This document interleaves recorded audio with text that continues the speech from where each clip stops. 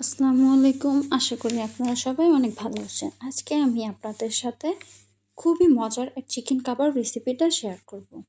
Chicken কাবাবের জন্য প্রথমে আমাদের ছোলাটার প্রয়োজন। প্রথমে ছোলাটা ভালোভাবে ধুয়ে নিয়ে কয়েক ঘন্টার জন্য ভিজিয়ে রাখতে হবে।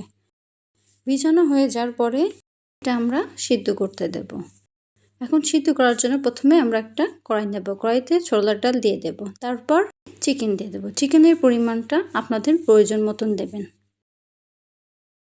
এরপর আদা রসুন বাটা, পেঁয়াজ বাটা, জিরা বাটা, আস্ত কয়েকটা রসুন দিয়ে দিব। রসুনটা খুবই কম দিন, বেশি দেওয়ার প্রয়োজন নাই।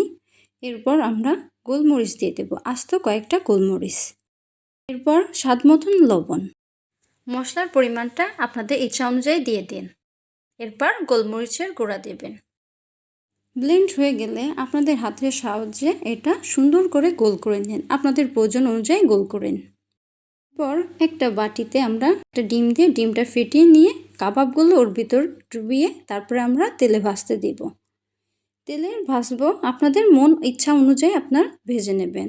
কতটা লাল করবেন, কতটা কম করবেন, এটা আপনাদের ইচ্ছা অনুযায়ী ভেজে নেবেন। এভাবে একটা একটা করে নিয়ে কাবাবটা ভেজে নেবেন।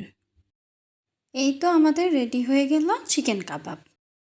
আপনারা একবার হলেও বাসায় ট্রাই করবেন, এটা খেতে খুবই মজার।